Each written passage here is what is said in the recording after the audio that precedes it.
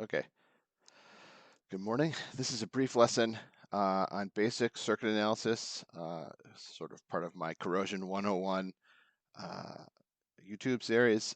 In this video, it'll probably be about 10 minutes. We're going to talk about one of the fundamental laws uh, of circuit analysis and of electricity, which is called Ohm's Law.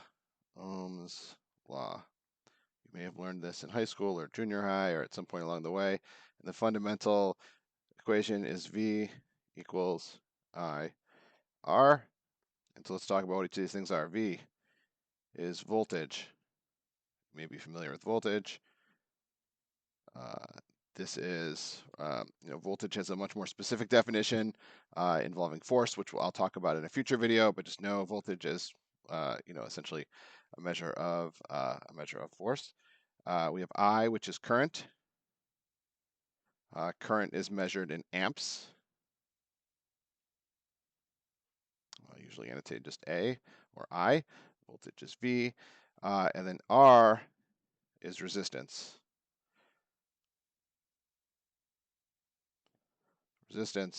And that is usually measured in ohms. A unit called ohms, which is an SI unit, and the omega character is used there. So this equation lets you model pretty much any type of DC current. So when I say DC current, I guess we'll probably have another video on this. So this is mostly for direct current. You can use this for alternating current. There are some exceptions to that in the case of inductors, but we'll sort of talk about that another time. This is primarily for direct current. So let's draw a circuit. So the process of drawing a circuit is sort of, you can look up what each of the different elements means, but essentially functionally you have a power source. People usually write it like that. Say it's 9 volts, right? I have one right here, 9-volt battery. 9-volt battery is a positive and a minus, right? A positive on that side, negatives on this side. I guess I don't label it, but this is the positive. So you've got a positive, you've got a negative. You're going to have a circuit, and that circuit is going to attach some stuff, right? Like right now, the circuit is open. There's no current flowing through the circuit. So you can put some things on a circuit. For instance, you can put a resistor. So a resistor, you may have seen these in some pieces of electronics, for instance, looks like this, right? It doesn't have to look like this. There are different types of resistors. Here's a cement resistor. This one is rated for, it looks like it's 1 ohm. This one I think is 10 ohms. You can see it labeled on there, 10 ohms. I think this one here is, I want to say this one here is 51,000 ohms. So you mark it like that. 51,000. So why is this special? Why is this equation special? Why is this equation unique or interesting? What it lets you do is it lets you predict how much current is going to flow through this circuit. So we know the voltage. Voltage is 9. So if we say V equals IR, voltage is 9. We have 51,000. We don't know what the current is, but we know we have 51,000 ohms. So we can just, do the algebra, and we end up with I equals 9 over 51,000, which is, I don't know what that is off the top of my head. Let's see. That is 0.00017 amps. So not a whole lot of current. And we could build the circuit. So I have over here a 9-volt battery. I have a little, one way to build this circuit is we can just go like this, right? We can just short it out between the leads here. And that will effectively build the circuit, right? Here's this, positive's this one. And we can build it through. And what it's going to do is it's going to heat this up. It won't heat it up too much because it's very resistive. But there's current flowing through here now. We could verify that with a multimeter or something if we wanted. But if this was a lower amperage, if this was a lower resistance resistor, it would heat it up. So for instance, like let's try this one. So we got this one here. This is 10 ohms. This one is 1 ohm, right? This one's only 1 ohm. It's a cement one because it's meant to absorb a lot of heat. So we could do this one. So we can say this one's 1 ohm, right? I think that's what the 1 here is. So if we have 9, and we don't know what the current's going to be, but we know it's 1 ohm, right? So I is just going to be 9 here, 9 amps. So I don't think the battery can actually discharge 9 amps, but if we connected it, we would see that it would pretty much probably unload as much current as it could through this. Let's try. Let's see, we got a little wire here. Maybe we'll get a little spark. No, no spark. But there's current flowing through here, and again, we could verify with a multimeter if we wanted. One way we could verify is we could actually modify our circuit a little bit. So we could modify our circuit to have an LED in there. So I've got one of these little LED lights. You see these sort of all the time.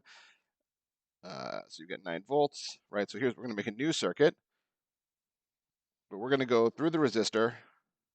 We'll just use our 51,000 ohm resistor, and then we're going to go through an LED.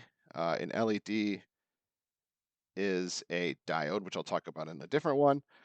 In a different lesson, a diode essentially ensures the current can only flow in one direction. As you can see, because there's one of these is longer, it's usually how they annotate them, and then back. So, and that will prove to us that current is flowing. So what we'll do is we'll take this little breadboard I have here. We'll put our resistor on there. Resistor can go from here. These resistors, this one doesn't want to fit in this little breadboard. Let's see. Well, let's do it this way. So we'll take our resistor here.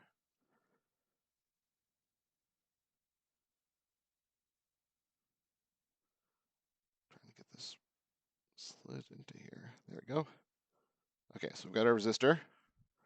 Really bent this guy up a lot.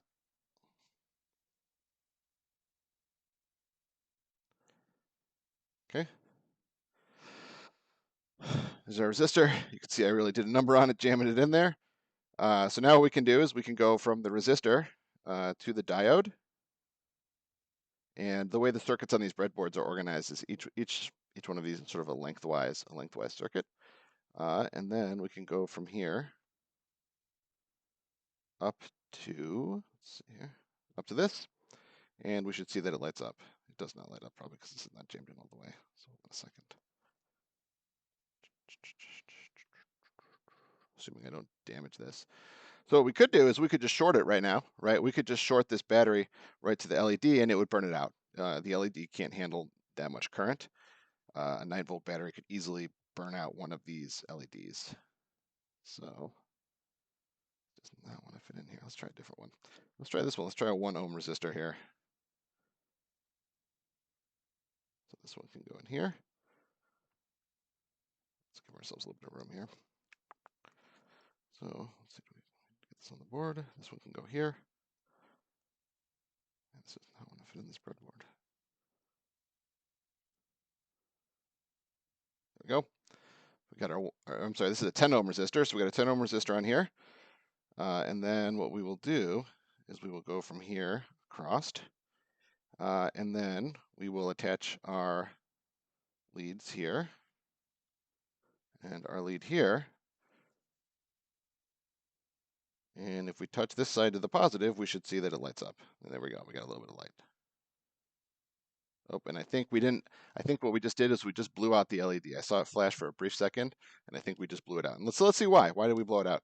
So in this circuit we had this is a 10 ohm resistor, so we've got 9 volts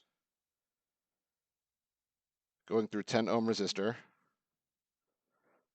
then to our diode, which is our LED, and then out. So with V equals IR, in this case we have V is 9, I is, we don't know what I is, we know R is 10, so that means the current is going to be 9 over 10, so 9/10 of an amp. That's probably more current than these little LEDs are rated for, and I probably burned it out.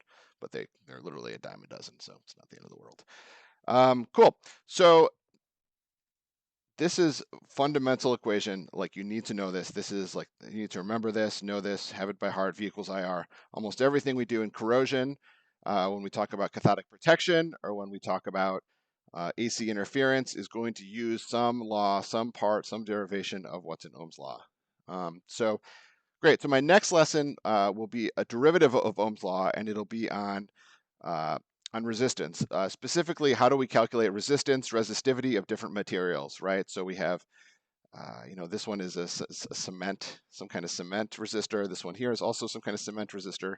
These are called metal oxide. There's some kind of metal, some kind of known resistive metal inside of here. And so we'll talk about what are the different properties of the resistances and of the substrates that indicate and that help you determine and predict how a circuit is going to behave. But anyway, for now, that's the end of my V equals IR lesson, my Ohm's law. Important. Don't forget it. You'll be using it every day. Thank you.